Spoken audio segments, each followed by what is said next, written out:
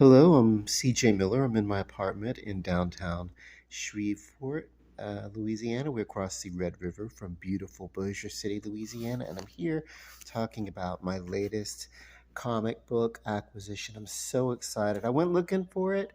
I I, I held off until the GeekCon convention a couple of weeks ago because I wanted to specifically uh, buy locally if I could, and then of course I could not find what I was looking for, but I did find it online, and it was great. And so, in support of comic book art in general, especially uh, the comic books that are still being made, and they're being made mostly as graphic novels, but there are some comic books. I like to support that because it brought so much fun to me and enjoyment as an adolescent and an early age teenager that I just think that it's something that I would like to see continued in pulp form. You know, yeah. So anyway, but aside from that, this is an adaptation of a movie.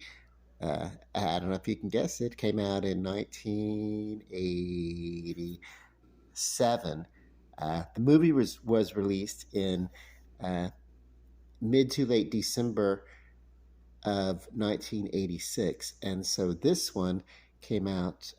The movie was still in theaters when it came out, and there was a music video, a top played on MTV back when MTV played music videos. Uh, pretty much most of the time, except when they had like some original programming. But this was before Real World. This was uh, yeah, there was MTV. Maybe there was VH1, and then there was some BET, but mostly MTV was where you went to for your music video entertainment. Uh, and so this movie had a video lifted directly from the movie, uh, sung by none other than comedian and actor Steve Martin. I wonder if anyone's getting close to the answer. Hmm. This song did have a sadomasochist twist to it. It wasn't Steve Martin's first video uh, and single, top single to really get into the lexicon of the American people. That goes all the way back to the late 1970s and very early 80s. I became aware of it very early on, 1981, 1982, of MTV or something like that. I forget exactly, it would have been just perfect for Dr. Demento, and it was a song called King Tut. Now, this song uh, that Steve that Steve Martin did for the movie uh, that this comic book was based from was just as twisted as anything Dr. Demento ever could have done, and on his radio programs, and yeah, it was great. I think he actually maybe did a list, and it was like one of his favorite. It was like in his listing of most demented videos. And that's right up there with Julie Brown's "Homecoming Queen's Got a Gun" and Fish Heads. Barnes and Barnes Fish Heads. Fish heads, roly poly fish heads, eat them up, yum. Which was um, one half of Barnes and Barnes was a I forget his name, companion to Robbie the Robot in Lost in Space. I forget the actor's name. How terrible of me, because I do know it. I'm just drawing a blank right now. But yeah, he was in a science fiction related TV show around the same time that the original version of this movie uh, you know, directed, produced, put out, Roger Corman. It was one of his. And then later on, um, there was a Broadway play musical that uh, drew inspiration from this movie, 1960, which featured the very first uh, on-screen acting credit in a movie of oh, um, give me a second to think about it because I didn't take notes off this because I'm so sure that I know my stuff. But yeah, The Shining, the crazy dad in The Shining. Give me just a second. I should have played a guessing game. I could have pulled it off and played a guessing game with it. Um, um, Jack Nicholson. Jack Nicholson. His very first acting uh, role in a movie, credited, I should say, was in the Roger Corman version of the movie that became a hit Broadway musical that inspired the movie in 1986 that inspired this DC Comics version of the movie. And without further delay, oh, the song. Um, um, what was the actual name of it? Mm, I don't know. I don't know. But um, the specific name, I could have looked it up. I don't know. I suck at this kind of stuff. But I can tell you that it was Steve Martin uh, singing about bringing his patients pain in a very sadomasochistic way because he was a dentist. And here we go.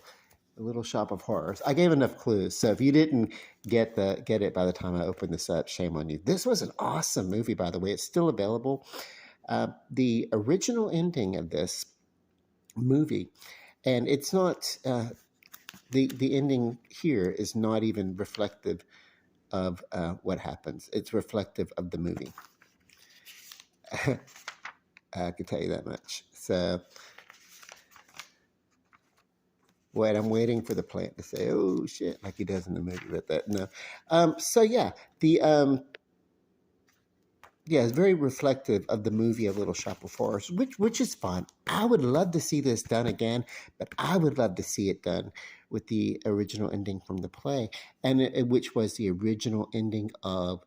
Uh, it's very much like the 1960 ending of the movie, which was had a darker twist, and the play had a really twisted ending also. Uh, but that didn't get such a high. It turned out to be. It took a movie. It took the movie into uh, in a darker direction, even in its humor, the very dark humor. But it was not. That the ending did not do well. See, in the ending, and you can look it up on YouTube. Go to YouTube and look up Little Shop of Horrors, 1986, original ending. Goes on for about 5 or 6 minutes, and I'm telling you, it picks up from the time that um, the Seymour character, played by Rick Moranis, is dueling it out with the plant, voiced by Levi Stubbs. I obviously love this movie to know this stuff. And then that's kind of a, you know, uh, that's kind of where a twist kind of begins. Actually, it begins a scene before that because it actually begins with, um, yeah, the beginning of that scene, you know, because, yeah. Um, yeah, it's the characters become like messed up. I really think had they not taken that ending that they did with Audrey, the original ending, and I'll just go ahead and tell you, there's no way to talk about it without spoiling the movie. Um, Ellen Green's Audrey, you know, is pulled away from the plant by Rick Moranis's Seymour Krelborn, and they go back out in the back alley, and he's like, "I'm not gonna, I can't do this." And what happens is the plant wants to, feed, and he wants to feed off of you, and she's like, "Well, I want you to do that, which is not quite the original from 1960s. It's twisted. She's like, if you feed me to the plant, then it will be like I'm with you forever. Because when you're taking care of the plant, it'll be like you're taking care of me, um, or whatever. So I think it was that. I think it was that slight here. Let me uh, be suicide. I think the fact that these characters just went like stupid, uh, insane on it and everything. I think that was the part that did not play well to test audiences. That this was a character they wanted to, even if the plant was going to eat her or something like that. What they did not want was they did not want her to be such a broken character that she would be like, I feel like I need to, um, sacrifice myself to the plant so that I can become so dependent on you, and you'll be like, as you're taking care of the plant, it'll be like you're taking care of me forever, or whatever. That kind of psychology. That was, uh, it's where I really think that I think it stretched the believability because you gotta she would have to be a fucked up character, and she was, but all the way through this book she was all the way through the movie and all the way through here and everything like that. I mean, she was a, even going through the BS that she went through with the dentist and everything like that, she had a hopeful outlook, and in an inner little strength and a survivor, and like a you know what I mean, yeah, you didn't think of the character as all the way through that as someone who would be so damn needy that you know what I mean, and so uh, yeah, masochistic or whatever the word is, such that she would just like give her life over for this basic dork, basically going from like one crazy dentist guy to a, a more mild mannered but also an asshole of a botanist who would say, okay, well, if that's what you want, let's sacrifice you to the plant. Let's feed you to the plant. And then, of course, uh, what happens is that the plant also eats Seymour in the original ending. And then the last 5, 6 minutes of the movie, of the unreleased, uh, actually, I've seen the movie with the alternate ending. You can find it. Uh, what happens is that the plants just the snippings of the plants, they just end up becoming like a kaiju, Audrey too, giant plants just roaming all over the country and all over the world, taking over everything. It was so cool, but a very different movie, very different feel. It was, you know what I mean. And so in this case it was twisted, and if they'd done that ending, it would have become even more of a cult movie than what it is. It would have been like, whoa, but it wouldn't have been as beloved of a movie. uh, and it would have been what the new ending does is kind of soften it so that it's almost family friendly entertainment. Uh, but the Audrey character giving herself to this plant so that she could be with this, yeah. But anyway, so now I've spoiled that. But I would love to see them do the DC's Little Shop of Horrors with the revised ending. But yeah, this is kind of cool. Let's look at some of the artwork, because this was the time that I was like collecting comics. And this is a one-off special edition uh, for two American dollars, $2 Americano. And yeah, if you know the movie, on the 23rd day in the month of September, which so they take some liberties with the in an early year of a decade, not too long before our own, the human race suddenly encountered a deadly threat. And, shot for shot is pretty cool because this is great. And you turn as Little Shop of Horrors, but but they're like, this would have been a puddle, and like this puddle would have been like about right here, in almost a shot for shot. But yeah, um, and then, of course, we get a foreshadowing here. Total eclipse of the world. Into the world or whatever. And then, yeah, so that's kind of cool. And they even look, the characters even look like they did in the movies, right? Here's Audrey. Yeah, she actually, if you ask me, this character is more modest than she was in the movie because this jacket was like way underneath the bosom and stuff like that, or most of her jackets were. But yeah, um, and of course her hair, the bob in the movie, I don't think it was quite this long. I think it was a little bit closer up to here. So I think maybe uh, they started out having an idea of what they were doing. But yeah,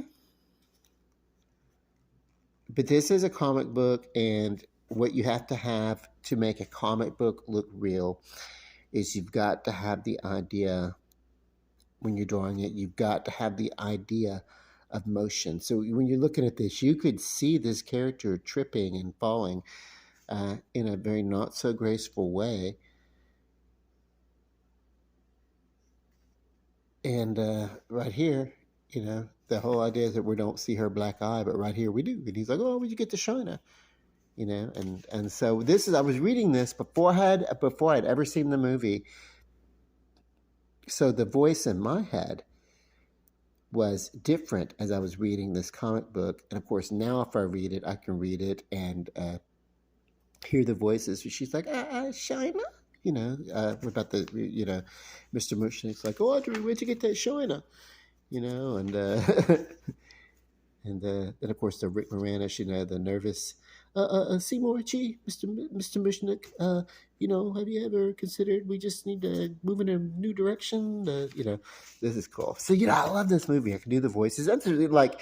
I had a good friend that I spent a lot of time with around the time that this movie was out, and then of course it was released on video, and so we watched it, rented it from the video store. Uh, Actually, when it started to play on cable, no, I don't think it played on cable. It may have. I don't know. I do know it must have. But I had a VHS recording. That's back in the day of VCR. What you would do is like when a movie came on TV or something like that you loved it, you would throw a blank VHS in it, and you would record it. You can still do that with DVD writers and stuff like that. But yeah. So whenever I had a couple of friends or whatever, but one in particular loved this movie as much as I did, and we'd sit around and watch it and sing the songs, like just whatever, uh, of all the characters, of course, the characters that I loved. Uh, uh, had more songs than so it's like we actually had to take turns over which song, who's going to do what or whatever. So like they're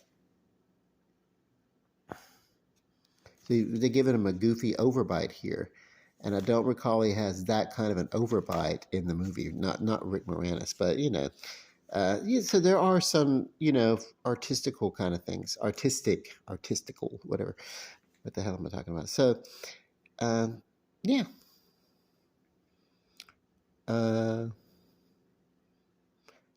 See, Audrey in the movie, clearly all throughout, that hairstyle is like it's like a Barbie doll wig. It doesn't move, but in the comic book, it's pretty.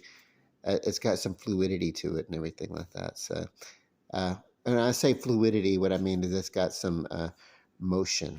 It's softened up even in the drawing, because to draw something and it be, you know what I mean. Uh, like her hair throughout the movie, I don't think ever moves. And here we have Orange Crivello, DDS, and his character, uh, longish hair instead of the Steve Martin, uh, uh, greased up pompadour thing that he wears. Here he has longish hair that's just kind of like to go wild, let to go wild, and then he's like just abusive with his staff and his patients. And there's this is cool. But like I said, this was really great, and I didn't even like the plant, Audrey too, or whatever. I didn't even like think of the. I didn't even think of the voice. you know. And it may be that whoever would like this is basically a storyboard for the movie, but uh, yeah, he's Audrey too here. So, I'm not hearing the Levi Stubbs voice in the plant, and did not until I saw the movie after I read this comic book. Because the movie came out, but I didn't see it at the movie theater because it wasn't even like, whatever. And then because it was a sleeper. Like when it released, it wasn't released in my town of Shreveport, Louisiana, immediately. And then by the time, uh, so I read this, and then yeah, I didn't. Yeah, I don't know. I don't know. It found its cult following, uh, with people like me, geeks like me, uh, in the mid '80s through VHS and this kind of thing, and of course Broadway. It became like now you can find it. There are people in cities all over the place in small theater. We had one last year, the Shreveport Little Theater. They put a troupe together, and they locally did this story, this thing, and it's like it's great, but uh, I'm not gonna go watch you do it. Fuck you, because I want to be Seymour, or I want to be the plant, or I want to be the doctor, or I want to be the shop owner. And you catch me in the right mood, I can even pull off Audrey. You know, one and two. So yeah, it was a little envy. Like I'm not gonna go watch you pretend to be what I want to pretend to be, but. So I had that kind of thing. But whatever. I'll get over it. Plus, they didn't look like them. I don't know. Yeah. Uh, I would go see a very professional show. Uh, I would see this a professional Broadway showing of this. I don't know that I'd watch a uh, little theater production of it with a little theater and a little budget and everything like that because no, you need a puppet. You need an actual. You don't need a person in a mask. You need like after seeing the movie and what they did to the plant, nothing else really would work theatrically for me except for seeing a plant that is that awesome and that puppeteered as it was in the movie because it was wonderfully awesome, including the deleted scenes from the movie before it was recut for theaters. There was a when you close up of the plant's throat that is very meaty and bloody on the inside. So it's like, okay, cool. This is a living plant, but this living plant has blood and muscle. So, which by the way, what creeped me out being a little kid, a real little kid, was seeing a fly trap and understanding that a fly trap can dissolve uh, small insects and small bits of living animal. It's like, oh my god, that's crazy, and then use it for nutrients or whatever. So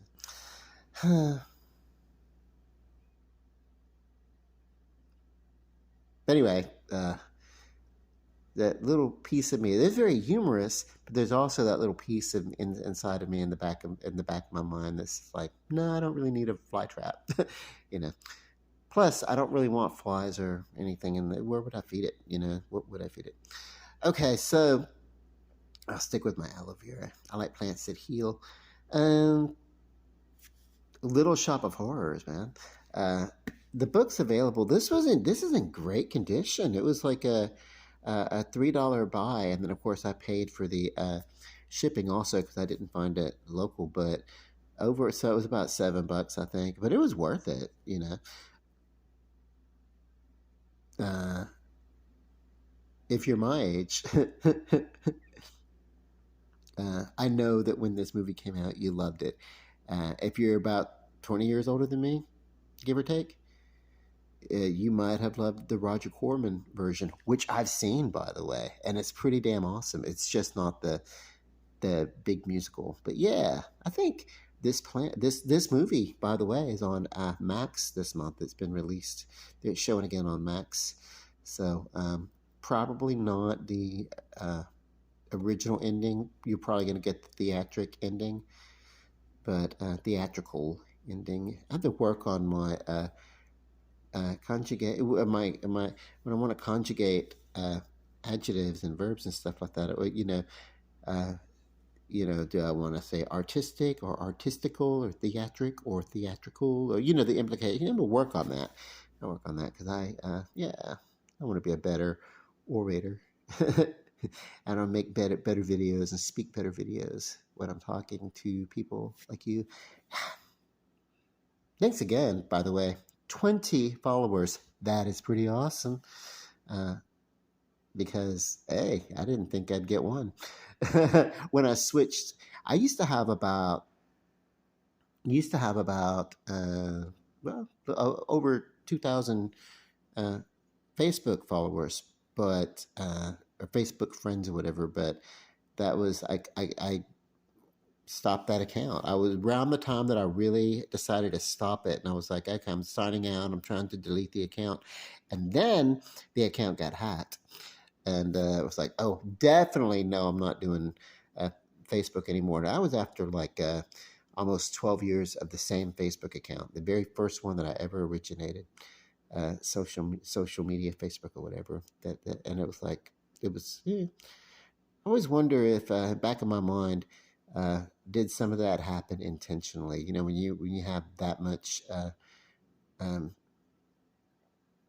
longevity and consistency or something like that. And I was doing a lot of yeah, I don't know.